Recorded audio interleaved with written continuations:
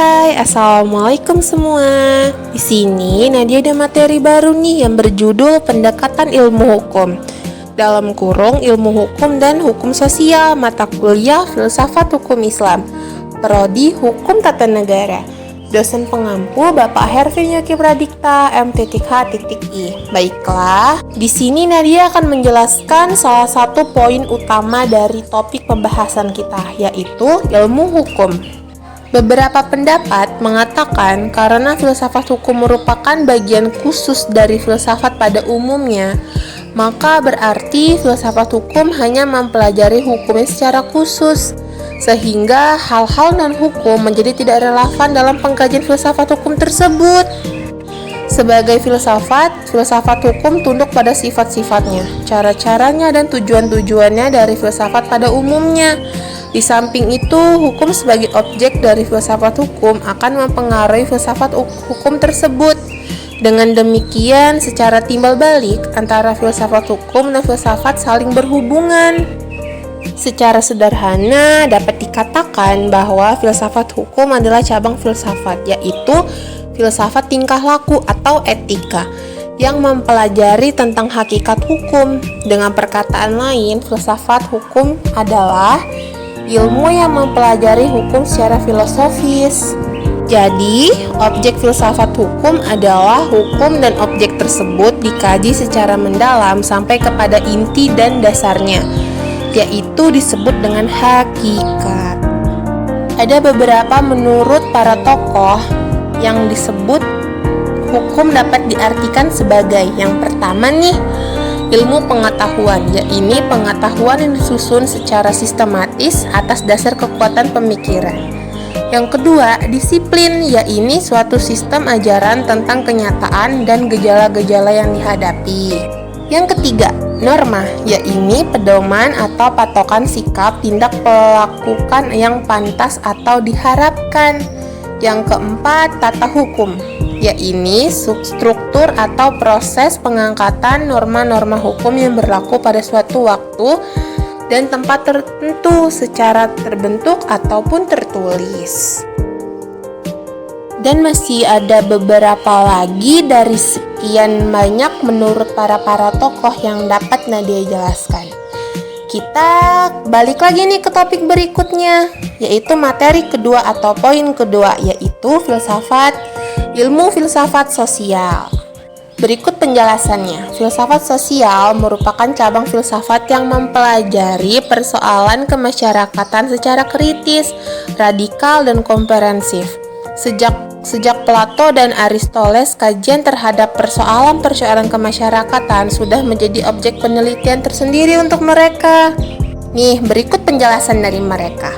Nah, dia kasih tahu ya, menurut Plato dan Aristoteles, susunan masyarakat mencerminkan susunan kosmos yang abadi. Manusia berkewajiban untuk menyesuaikan diri dengan susunan itu dan tidak menaati demi keselamatannya. Kalau tidak, ia akan hancurkan dirinya sendiri.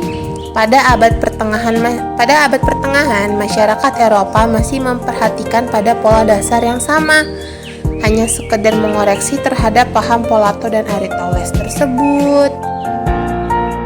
Paham tentang otonomi kosmos diganti dengan paham heteronomia, yaitu paham kepercayaan bahwa kosmos tidak berdiri sendiri tetapi bergantung pada kemahakuasaan Allah. Ketertiban kosmos adalah suatu ketertiban yang telah diciptakan olehnya. Baiklah, nah dia ada poin selanjutnya nih, yaitu poin perubahan hukum dan sosial. Berikut penjelasannya. Nih, nah dia kasih penjelasannya ya. Proses terjadinya perubahan pada masyarakat di dunia pada dewasa ini merupakan gejala yang normal pada umumnya, yang mempengaruhi menggelar dengan cepat di bagian-bagian dari dunia. Antara lain berkat adanya komunikasi modern dengan taraf teknologi yang berkembang dengan pesatnya. Penemuan-penemuan baru di bidang teknologi menjadi suatu revolusi atau modernisasi pendidikan dan lain-lainnya.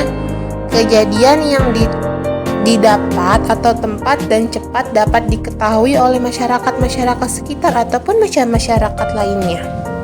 Terjadinya peristiwa tersebut merupakan perubahan-perubahan dalam masyarakat yang dapat mengenai nilai-nilai atau kaidah-kaidah atau juga pola-pola pikiran atau juga organisasi dan struktur lembaga-lembaga sosial yang disebut dengan kekuasaan, interaksi sosial, dan lain-lain sebagainya. Berikut Nadia ada topik baru nih atau poin baru yang berjudul faktor yang mempengaruhi terjadinya perubahan sosial tersebut. Nadia kasih tahu penjelasannya ya. Nih penjelasannya. Pada umumnya dapat dikatakan bahwa sebab-sebab terjadinya perubahan-perubahan sosial tersebut terdapat pada sumber-sumber pada masyarakat itu sendiri, dan ada juga yang terletak pada di luar masyarakat, yaitu yang datang sebagai pengaruh dari masyarakat atau juga alam sekelilingnya. Sebab-sebab yang bersumber dari masyarakat itu sendiri adalah antara lain bertambah atau berkurangnya penduduk, penemuan baru, pertentangan dari terjadinya sebuah revolusi. Suatu perubahan sosial dapat bersumber pada sebab-sebab yang berasal dari keluar masyarakat tersebut. Misalnya nih, sebab yang berasal dari lingkungan alam, peperangan, pengaruh kebudayaan atau masyarakat lain dan sebagainya. Baiklah, segitulah yang bisa Nadia sampaikan kepada kalian. Semoga bermanfaat ya. Terima kasih sebelumnya telah mendengarkan. Semoga bermanfaat ilmunya. Thank you.